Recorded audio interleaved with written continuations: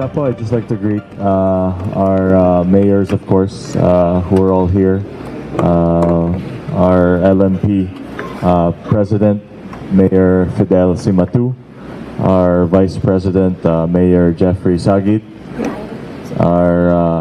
We also have Mayor Fritzy Gapasin, Mayor Larissa Ferronda, Mayor Rafi Benemerito, Mayor Boyet Kilala, Mayor Remy Medrano, Mayor Rene Gaspar. Saan ba si Mayor? Wala na yata. CR. Mayor Romulo Akdal, Mayor Ferdinand Aguinaldo, Mayor Maxi Cahigal, Mayor Joseph De Lara, Mayor Eddie Gillian. Wala yata. Okay. Mayor Rosalia Dupagen, Mayor Jesse Galano, and Bokal Handy Lau. Thank you for joining us, and to all of the PGIN staff, and of course to our media and CMO. Sorry sa paghintay. Medyo last second ulit. But anyways, unang-una, thank you again for joining us, and it's officially been 100 days since I've started my term, and today we'd like to look back on what we have accomplished. As a kickstart, alam po ninyo that we held consultations with the different sectors in all but one of the towns. Kulang na lang po ang Laoag, which is scheduled for Thursday. And over the 9 years and beyond, of course, of Senator Aimee, the province has seen rapid and sustained growth. A hub of equal opportunity, peace and order, and good governance. Narimat nga arapaap intay amin maragpat. Although we are now geared towards safeguarding our gains, we still have substantial problems such as healthcare, waste management, calamities, and pandemic diseases. Sa pasap a salunat, we affirm our commitment in further developing the province by investing in the health of our people. Indeed, our people will always be our greatest asset. With the country facing a nationwide dengue epidemic, the Provincial Health Office led the distribution of early diagnostic predictors, larvicides, and insecticides to hospitals and RHUs. I signed EO 15-19 and joining the whole province to exercise extreme vigilance against dengue. And we ensured that our RHUs and their personnel were fully equipped.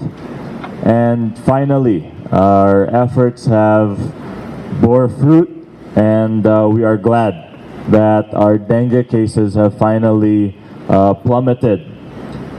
We have here the graph of our dengue cases, and if you can see, our last 3 weeks have been very, very low. This is a weekly graph as made official by the DOH. So we're hoping that this drop can be sustained in the for the remainder of the year and beyond. I campaigned for a revitalized health tech sector through upgrading medical facilities and hiring the best medical practitioners. Our hospitals are in the process of filling up long vacant and urgent staff positions, repairing old and damaged wards, as well as increasing expenditure in medicine and lab testing. We amended our consignment ordinance to ensure it is applicable this time around, and our successful consignment will help in executing our no balance billing and our universal health care. We are still awaiting our 3 ambulances that the PCSO has approved for Bangi, Piddig, and Grasma, and we will budget for 1 more ambulance next year so that each of our hospitals will have a quality ambulance. We also championed a more inclusive healthcare through EO 21-19. We created a provincial interagency committee to ensure the delivery of basic health services to indigenous peoples and cultural communities in the province.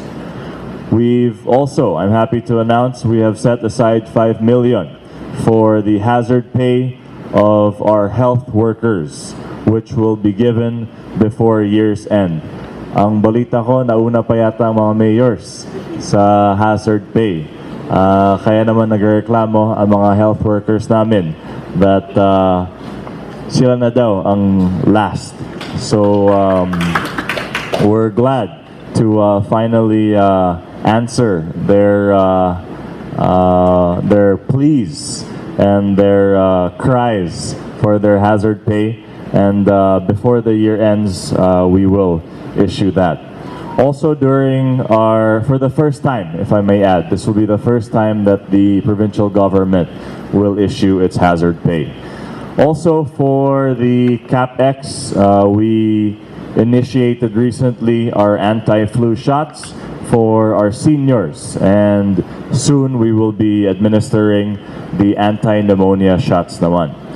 We've also finalized our doctor scholarship, which will be implemented next semester at MMSU, with the hope that we will produce more homegrown Ilocano doctors who will work at our provincial hospitals as well.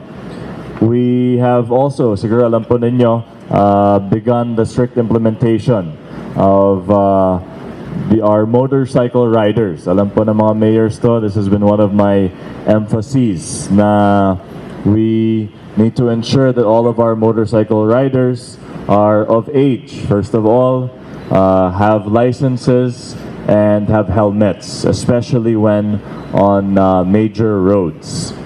And we will also install our water fountains in certain public places for the health of all, and also to lessen the production of plastic. As promised, we will prioritize the overall wellness of our communities. Narimat nga aglawlaw. It was said back in 2016 that sustainability is a pillar of Ilocos Norte's development. Through our commitment to renewable energy and our everyday efforts like limiting paper waste, conserving electricity, and refusing single-use plastic, we are collectively campaigning to be kind to our environment. We all want cleaner air, cleaner water, and cleaner lands. We launched our Segregation at Source campaign on October 3, and we will continue to push for responsible waste management. A cleaner province is a healthier province. Let us all aim to be cleaner, greener, and healthier. Also, before this year's end, we will be initiating a cleanest and greenest competition amongst the towns and the schools and the barangays.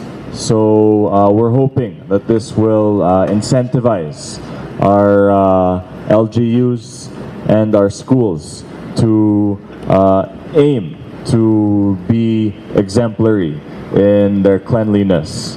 And I've also told Enro to rank also the worst, where we will conduct a shame campaign of sorts, that even the dirtiest and brownest or blackest towns will also know who they are. We won't publicize it siguro, but we'll write letters to them instead.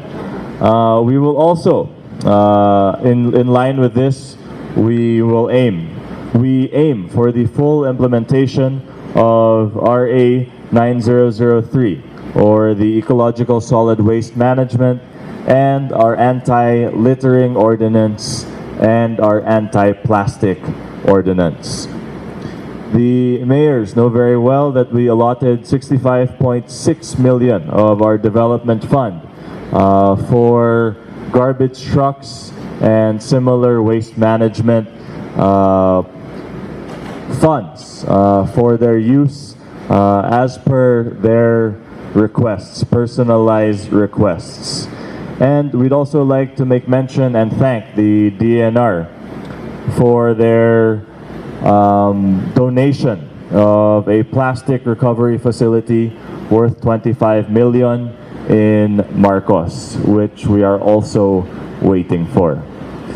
We are also still working on our liquor ban. As far as I know, it's with the Honorable Da Vinci Crisostomo, and the next public hearing is scheduled on October 10. So I'm still hoping for the start of that. And now, more than ever, it is our responsibility to preserve our environment, which requires a greater effort to ensure the sustainability of our communities. Agtitimpuyog tayo amang dalus ti aglawlaw. Agtultuloy at arabay para manalon ken mangalap.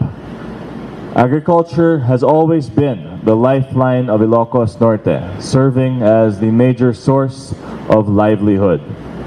As we all know, Ineng caused a total of over 1.2 billion of damages, around 40 million of which were in rice, corn, and high-value cash crops. Even our fisheries and livestock were damaged, around 19 million. The provincial government launched a series of relief operations, primarily focusing on farming communities, as we delivered agri-inputs, conducted cash for work, and other rehab materials. Naglaan tayo ng 10 milyong piso para sa survival and recovery assistance program sa ating mga magsasaka. We started to repair our dams and restore our irrigation systems. And we will construct shelters for domesticated animals to avert losses in livestock. Moreover, the flooding affected 17,000 families. We noticed a speedy accumulation of rainwater in thoroughfares and residential areas. Ngunit naging mabagal ang paghupa ng baha na pag-alaman natin na sanhi ito ng mga nakabarang basura sa mga daluyan ng tubig. For this reason, I issued EO 17-19, ordering the removal of obstructions in waterways. This was in order to mitigate the adverse effects of heavy rainfall, and we urged everyone to take part in the exhaustive cleanup drive and to undertake proactive measures to clear all waterways. We even included our cash for work in this effort.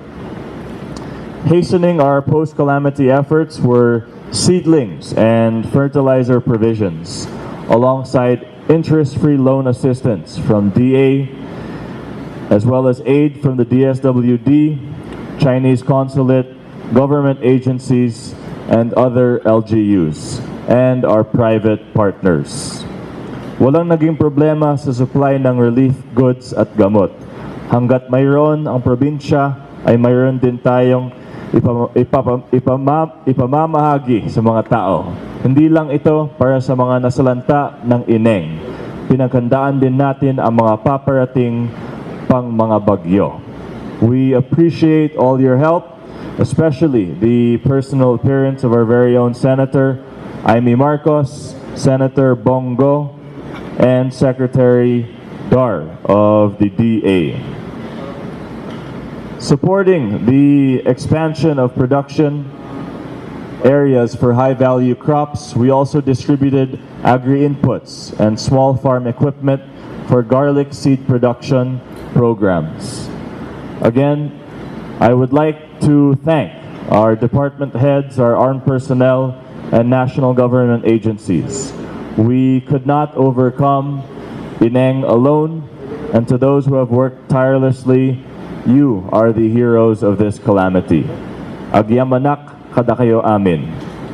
But before Ineng, we must not ignore the dangers of the rice tariffication and lifting of import restrictions, which resulted in the decline of its market price.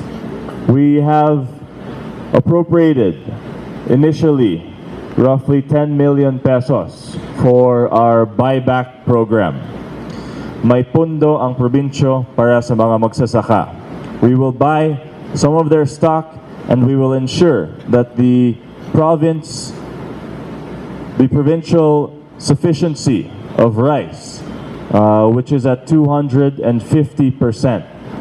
will continue. Apart from optimizing our yield to major cash crops, we also seek to revitalize our arable lands and to support organic farming.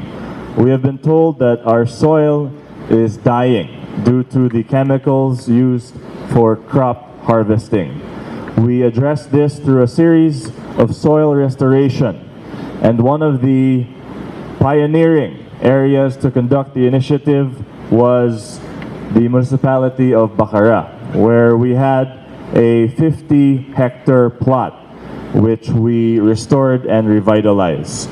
Soil restoration now requires much larger quantities of organic and other inputs.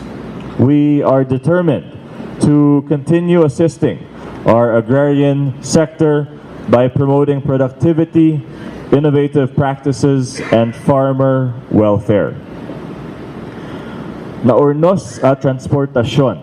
We have started clearing with the help of our mayors. We have started clearing, repairing, and upgrading provincial roads and other main roads in order to avoid congestion, as well as provide better rural access. With the revived MINC, we will restart the night express for needed but unserved bus routes. We are also studying a diesel subsidy and medical insurance. As we commit to a safer and more efficient transportation sector, we continue to find ways to ease traffic. Our initiatives include the implementation of an experimental traffic management plan spearheaded by the MINC.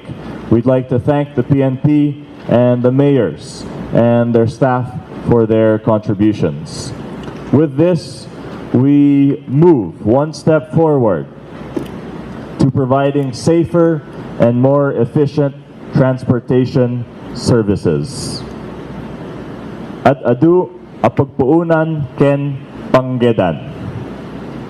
Gusto pa natin na lalong mapabuti ang buhay ng bawat Ilocano.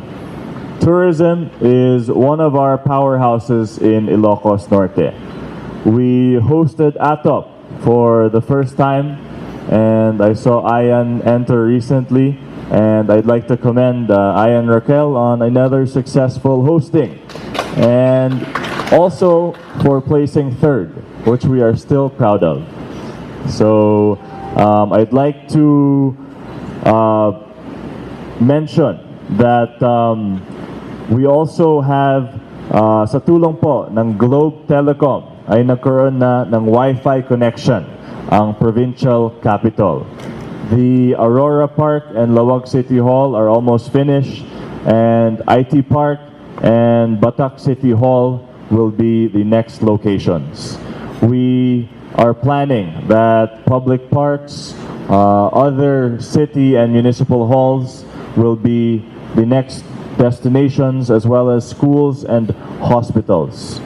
We also passed a resolution reprogramming budget, 800,000 pesos worth of budget for national certificate assessment fees. This is for our TechVoc senior high graduates. We were told that that was a limitation sa pag-certify sa kanila. So we've provided a fund, and maybe our mayors can help in the implementation. Sa mga TechVoc senior high natin, pag gusto nila po ng NC2, National Certification, the provincial government can fund that. Also, as of yesterday, we are in the last stages of our Big Three design plans, and I'd also like to make mention of some of the new hires that we've made. Of course, we have several consultants, many job order employees for our Big Three projects, including architects, engineers, clerks, and aides, and many job order employees, social workers, security guards, OBA staff. We have Mink, Invest, Budget, Accounting, and Bangi District Hospital. All have new employees. I can say that we are off to a fairly good start. Honestly, I know that I can do better, but I believe that I've done as best as I could. And I'm proud of what we've achieved. And we acknowledge our areas for improvement, and we highlight those as our priorities. We will preserve what worked well and change what did not. The real challenge is to go even further and ensure a brighter future for all of our Kailian as we build on the foundation of years past and sustain our growth. For the next few years, I ask, I plead, I beg for your continued support in this march towards a more progressive Ilocos Norte. Narimat nga arapaap intay amin maragpat. Diyos tiyagdina.